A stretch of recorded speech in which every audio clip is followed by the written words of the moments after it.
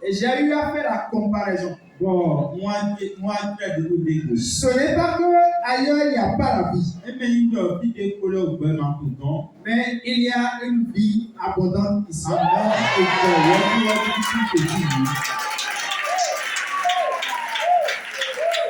Alléluia. Que le Seigneur vous bénisse davantage. Il vous augmente encore l'onction davantage. C'est pourquoi tu vas dire à ton frère qui est à côté de toi que le Seigneur t'augmente l'onction.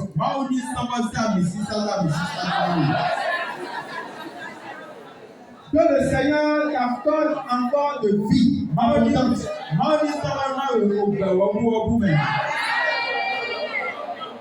Amen.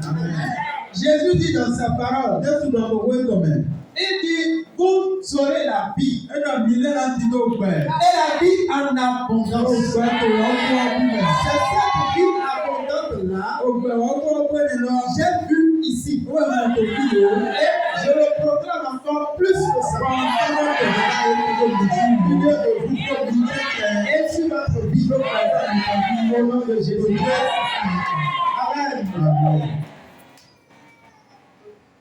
Peuple de Dieu, ce matin, je vous salue. Dans le nom de Jésus. Et je salue l'homme de Dieu qui n'est pas présent au milieu de nous. C'est vrai, il n'est pas là. Mais celui qui l'a établi berger sur son église est là. Et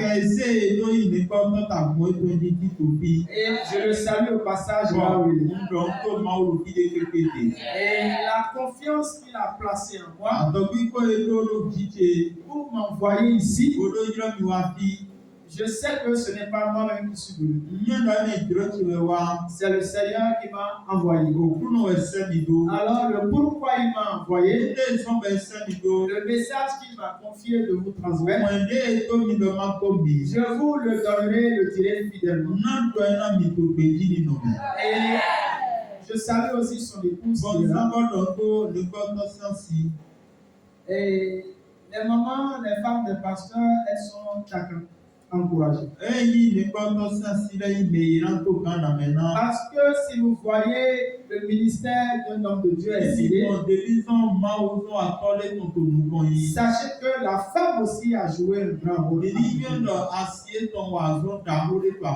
Donc si vous voyez, tel que je vois, que l'église là, il y a la vie, sachez que il y a aussi l'accord l'aide de sa femme qui a aussi fait le donc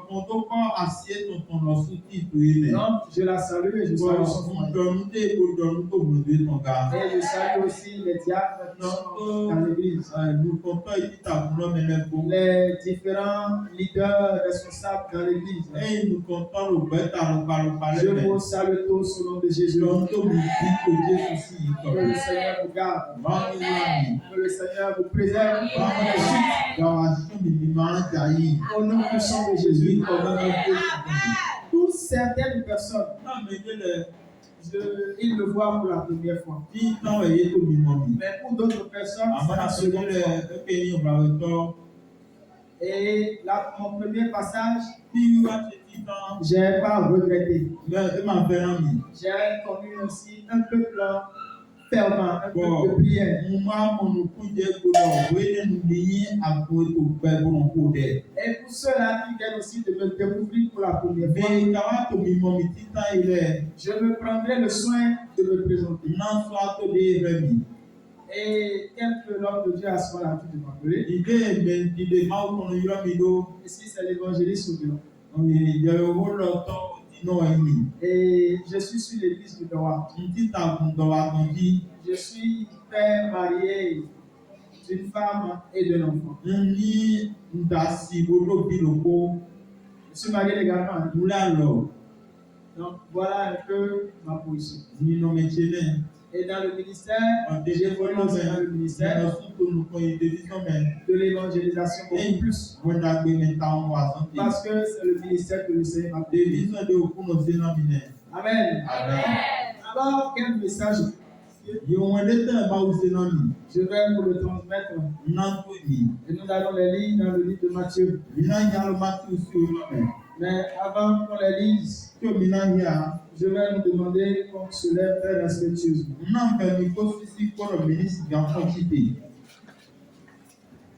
Alléluia.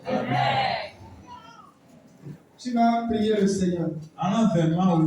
Et tu vas dire à Dieu, Seigneur, si tu m'as amené dans ta présence ce matin, c'est parce que tu connais mes besoins. C'est parce que tu as quelque chose à me dire. C'est parce que, Seigneur, tu as quelque chose à m'apporter de plus. C'est pourquoi, Seigneur, ce matin, je t'ouvre mon cœur ce matin. Je te livre mon cœur ce matin. Tel que tu l'as dit à ton serviteur, parle à ton serviteur, écoute. Seigneur, je suis ton serviteur ce matin. Seigneur, parle-moi. Je veux que tu puisses me parler. Commence ainsi par parler à Dieu.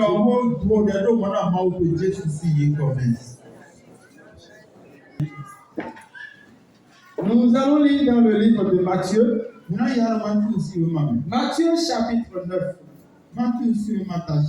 Les versets 1er au verset 2. Et le verset 29 et 19 au verset 22.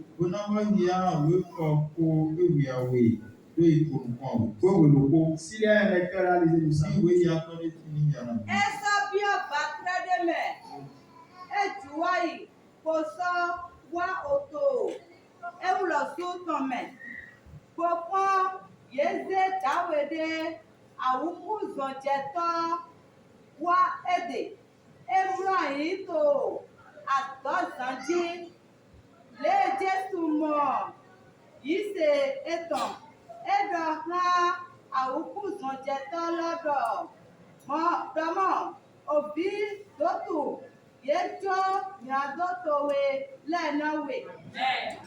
Le verset 19 et le verset 22.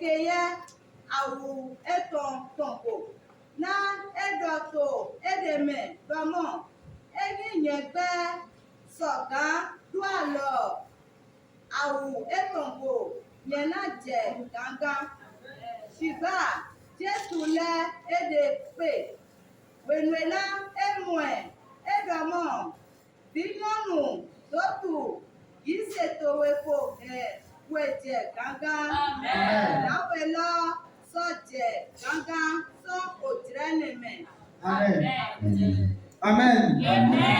Je vais lire selon ma version parole de vie. Matthieu chapitre 9. Verset 1er et le verset 2. Jésus monta dans la barque. Il traverse le lac. Et il va dans sa ville. Des gens lui amènent un paralysé couché sur une natte. Quand Jésus voit leur foi, il dit au paralysé, reprends courage, tes péchés sont pardonnés. Le verset 19. Jésus se lève et suit le notable. Les disciples de Jésus viennent aussi. Il y a là une femme qui est malade. Elle perd du sang depuis 12 ans. Elle s'approche de Jésus. par derrière. Et elle touche le bord de son vêtement. En effet, elle se dit, si seulement je touche son vêtement, je serai guéri. Jésus se retourne et la voit et lui dit, reprends courage, ta foi t'a sauvé. Et au même moment, la femme est guérie. Le thème que je m'avais vous proposer ce matin s'intitule Prends courage. Prends courage. La portion que nous avons lue nous révèle l'histoire de deux personnes. La première personne, c'est le paralysé. Celui-là qui était malade. Il ne pouvait pas marcher. Ici, la Bible ne nous ressort pas le nombre d'années qu'il a fait dans la paralysie. Mais la Bible nous dit seulement que c'est un paralytique. Il ne pouvait pas se lever et marcher. Et il faut que quelqu'un le prenne, l'aide pour se déplacer d'un point A à un point B. Et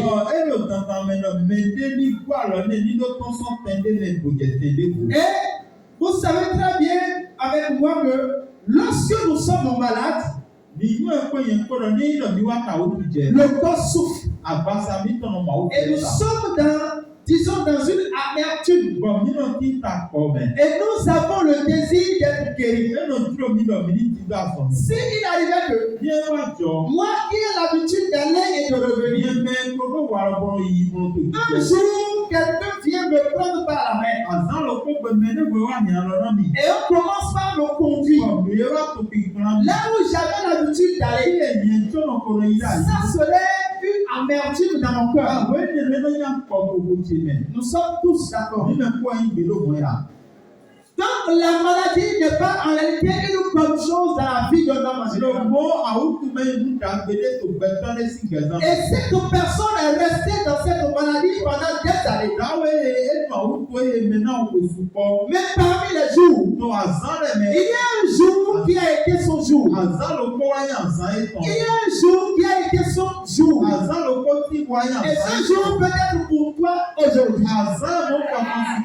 Où le Seigneur peut décider de te guérir.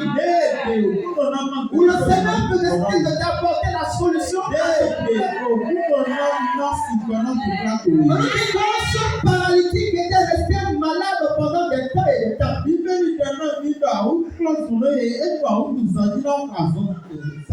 Quand vous lisez Luc, Marc, vous allez voir qu'on dit que c'est 4 personnes qui le prennent. Et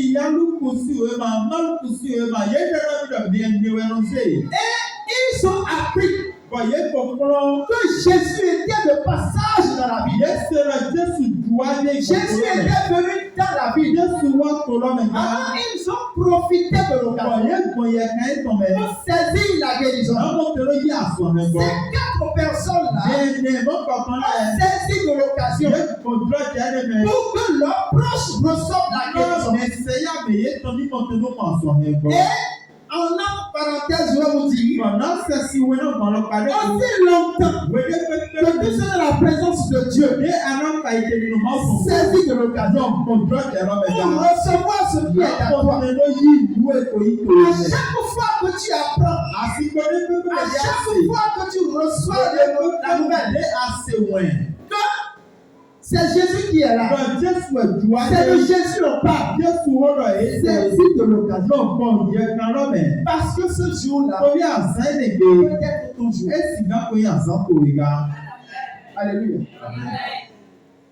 On nous dit que lorsque ils ont cherché un moyen pour pouvoir quand même faire présenter l'homme malade devant Jésus, ils ont réussi dans dans la quête. Ils ont réussi quand même. Et cet homme a été présenté devant Jésus. Lorsque Jésus l'a vu, le premier constat qu'il a fait, c'est d'abord la foi de ces 4 hommes. Ta foi t'amènera à saisir quelque chose de la part de Dieu.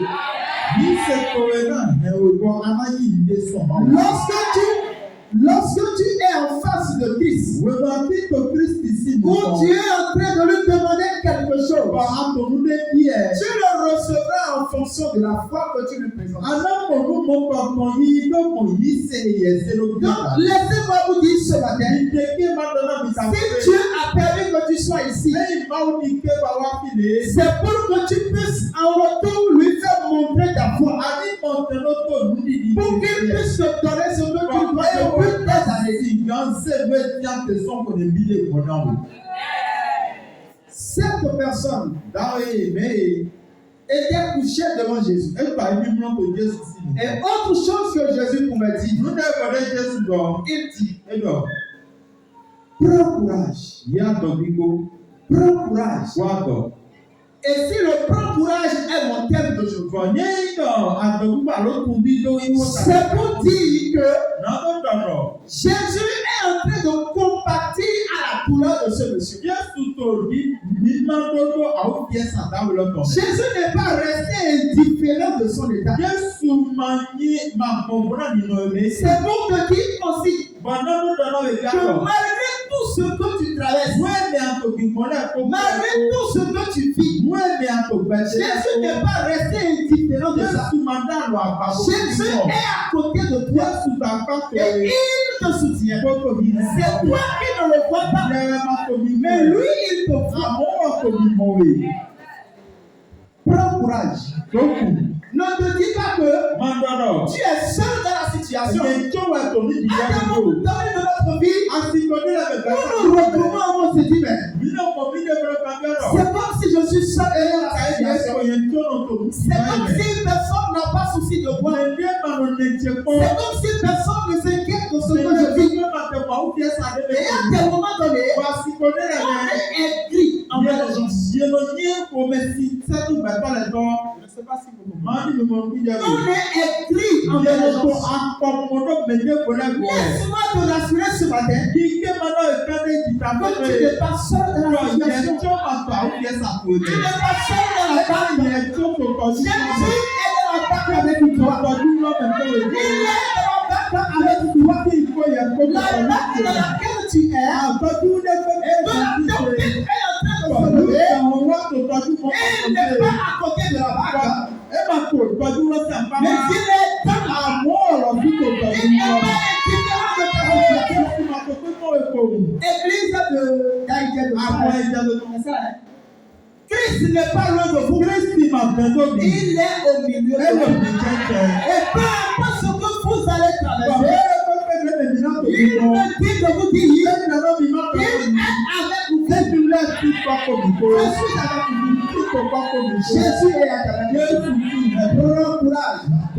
Ce que tu traverses, c'est le vent. Ça finira par passer. Alléluia. Ça finira par passer. C'est le vent. Prends courage. La première autre chose que nous allons encore retirer de là, lorsque Jésus l'a vu, et il lui a dit prends courage, pour le cas de cet homme, en réalité il ne connaissait pas Jésus. Donc il faut que Jésus travaille d'abord son homme intérieur afin d'agir sur son homme physique. C'est pourquoi il a dit quel péché te sont pardonnés. Alléluia. Amen. Et si tu es là et que tu es venu pour la première fois, et que c'est pour la première fois que tu es venu, laisse-moi te dire que Jésus ne peut pas d'abord t'apporter apporter la solution de ce que tu vis physiquement. Sans d'abord toucher le spirituel. La solution est d'abord spirituelle avant d'être charnelle. Avant que Jésus ne t'apporte la solution physiquement, il faut d'abord qu'il touche le spirituel. Il faut d'abord qu'il traite avec ton âme. Il faut d'abord qu'il te pardonne de tes péchés. Parce que tu as fait des choses qui ont été contraires à sa parole. Tu as été un homme rebelle avec lui. Et même si tu étais ici, et que ce n'est pas pour la première fois, il faut d'abord que Jésus touche le Seigneur.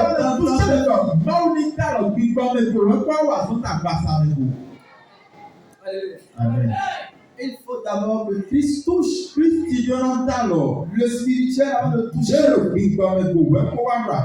Laisse Christ te toucher. Laisse Christ toucher ton âme. Il y a des gens qui doivent accepter à ce que Christ les brise. Il y a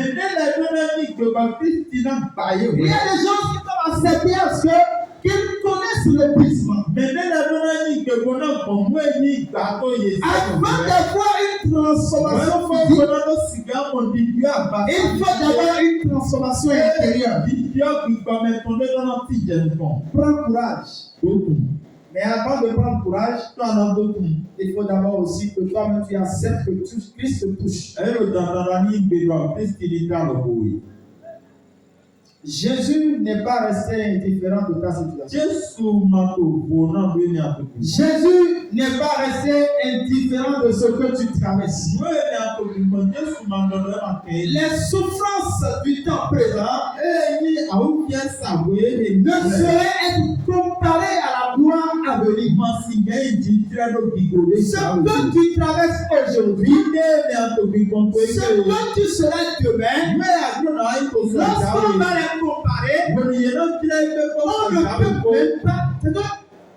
ne peut même pas t'imaginer à quel point, à quel degré de gloire Dieu te mènera.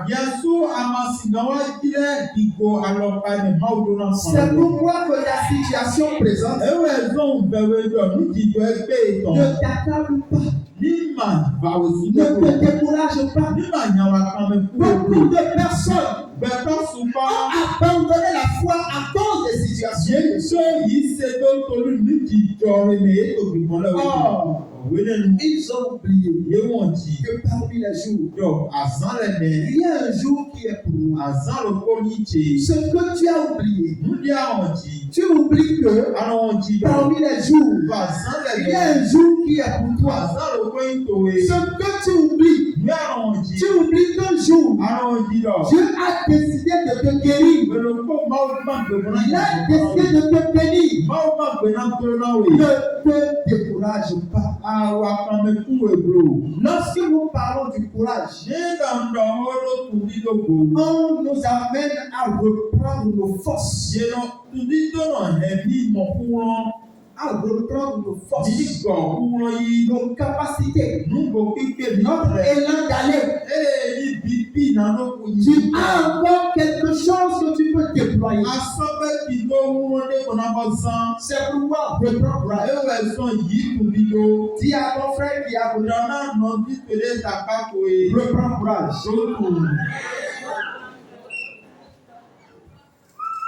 Reprends courage. Tu as besoin de courage. La marche avec Christ n'est pas une chose facile.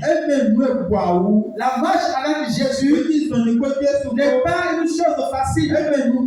Celui qui a accepté suivre Jésus doit pouvoir porter sa croix.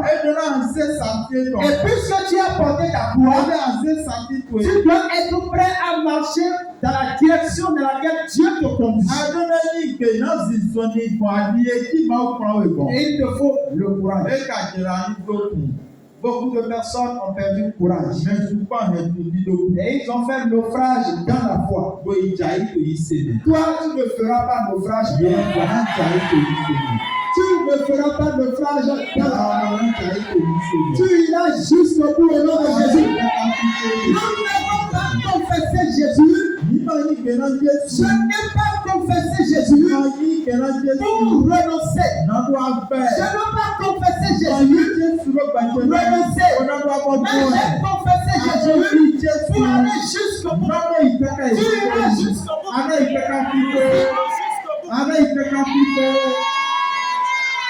C'est pourquoi prends courage. Hébreu nous dit, nous ne sommes pas de ceux-là qui se retournent pour perdre leur âme. Nous sommes de ceux-là qui ont gardé la foi pour sauver la vie. Tu dois garder la foi pour sauver ta vie. C'est ta vie qui compte. C'est ta vie qui compte. Un jour vient pour la gloire que Dieu t'a réservée. Tu ne pourras pas t'imaginer. Un jour nous dit que ce que nous serons n'est même pas encore révélé sur la terre. C'est pourquoi je le dis avec confiance. Là où je suis, si un président d'une république n'a pas Jésus, on ne peut pas se comparer. On ne peut pas se comparer. Si un président de la république n'a pas Jésus, il ne peut pas se comparer à toi. Tu es plus de la valeur. Aujourd'hui, nous voyons les ministres, nous voyons les députés, et quand on les voit, même pour les saluer là, c'est qu'on a peur. Il y a des gardes par-ci par-là. Simple personnalité.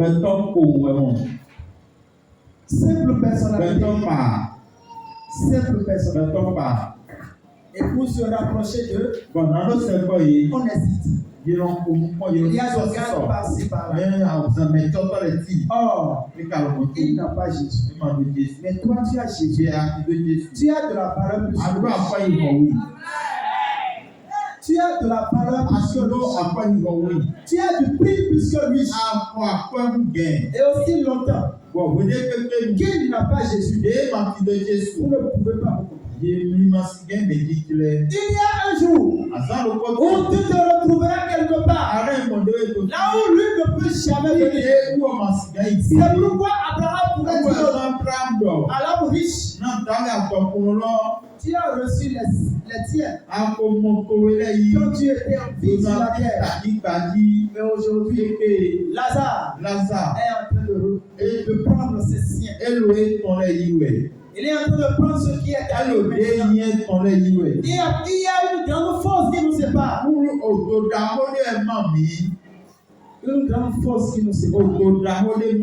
Même si aujourd'hui, tu as des difficultés, des situations difficiles, des moments difficiles, prends courage. Prends courage. Car le Seigneur a un plan glorieux pour ta vie. Jésus a un plan glorieux pour ta vie. Parmi les jours, il y a un jour qui est pour toi. Prends courage. Je ne sais pas ce que tu traverses. Je ne sais pas ce que tu vis. Ça peut ne pas être la maladie. Ça peut être une situation dans la maison, dans le foyer. Ça peut être une situation au service. Ça peut être une situation liée à la morosité économique aujourd'hui. Sache seulement que il y a un jour parmi les jours. Il y a un jour parmi les jours qui est pour toi. Christ l'a réservé pour toi seul. Christ l'a réservé pour toi seul. Prends courage. Bien-aimé, prends courage. Prends courage. Prends courage. Le dis encore à ton frère ou à ta soeur, prends courage.